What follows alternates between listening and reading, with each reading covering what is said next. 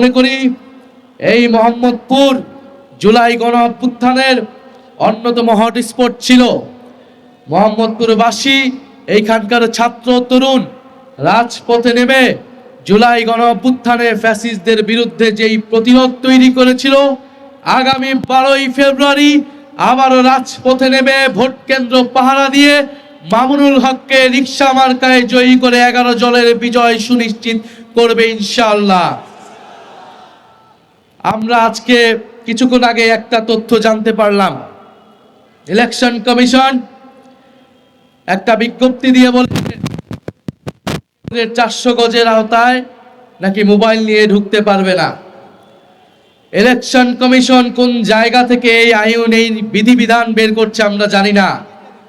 কার plan, কার পরিকল্পনা মোতাবেক election commission কাজ করছে এটা জনগণের সামনে স্পষ্ট হচ্ছে।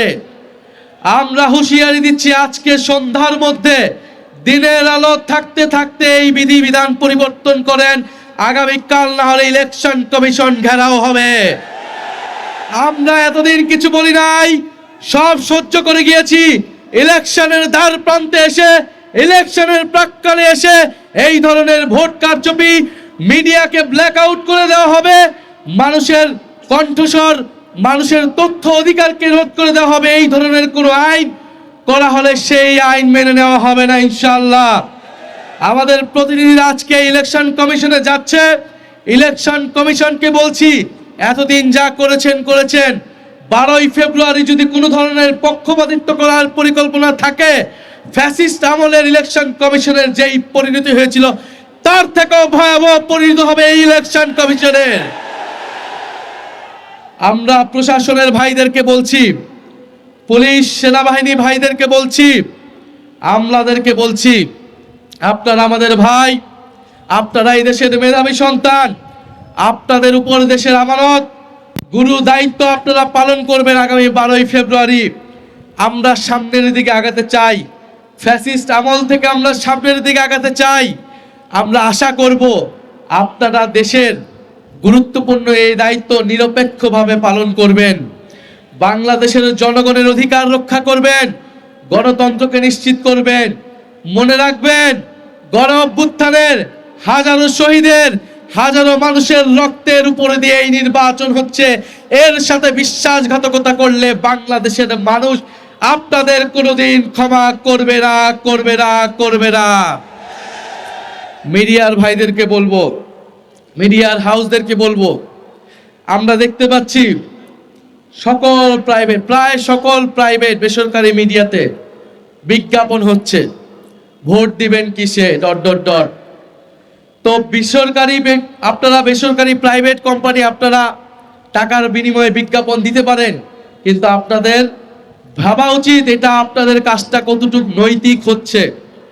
বিজ্ঞাপন লাগলে আমরাও দিব, আমাদের বিজ্ঞাপন তো আপনারা নিচ্ছেন না। কত টাকা লাগে জনগণ ইনশাল্লাহ আমাদের পক্ষেও সেই টাকা আপনাদেরকে দিবে, কিন্তু আপনারা একটি দলের আপনারা বিজ্ঞাপন দিচ্ছেন, মার্কা প্রচার করছেন, আপনারা অন্য জোটের মার্কা প্রচার করছেন না, এটা তো ফেয়ার হচ্ছে না।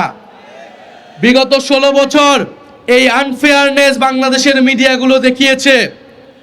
বাংলাদেশের বেশিরভাগ মিডিয়া ফ্যাসিবাদের দালালি করে, ফ্যাসিবাদের পক্ষে, গণহত্যার পক্ষে, নির্বাচন ভোটাধিকার হরণের পক্ষে বৈধতা উৎপাদন করে গিয়েছিল।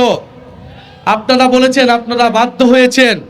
আমরা এখন জানতে চাই আপনারা কিভাবে বাধ্য হচ্ছেন, কে আপনাদেরকে বাধ্য করছে? জনসম্মুখে সাহস করে বলুন, আমরা আপনাদের পাশে থাকব। আর না হলে আমরা ভেবে নিব আপনারা বাধ্য হচ্ছেন না, আপনার পুনরায় নতুন কোন স্বৈরাচারের দালালি করছেন, নতুন কোন স্বৈরাচারের পক্ষে বৈধতা উৎপাদন করছেন। 16 বছরের ইতিহাস ভুলে নাই, মিডিয়ার উপরে বাংলাদেশের মানুষের সেই আস্থা আসে নাই। আবারও যদি এই একই কাজ করেন আপনারা, 12ই ফেব্রুয়ারি কিন্তু বাংলাদেশের জনগণ সেইটার এই দালাল মিডিয়াদের বিপক্ষে ইনশাল্লাহ রায় দেবে। আমরা বেশি কথা বলবো না, বাংলাদেশের মানুষ সবকিছুই দেখছে। 12ই ফেব্রুয়ারি মোহাম্মদপুরবাসী প্রস্তুত থাকেন। ফজর ওয়াক্তে এসে যারা ফরজ নামাজের খোঁজ থাকে না, তাহাজ্জুদের নামাজ পড়ে তারা ভোট কেন্দ্রে আসতে চায়, তাদের পরিকল্পনা কি বাংলাদেশের মানুষ জানে।